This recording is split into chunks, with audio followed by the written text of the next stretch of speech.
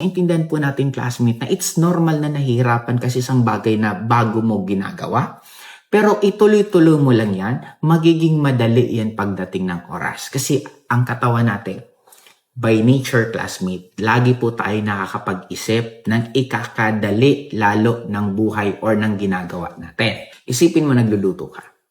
Pag first time mo magluto, mabagal, matagal. Kasi mag-iisip ka anong susunod na gagawin ko, anong dapat ganito, anong dapat ganito.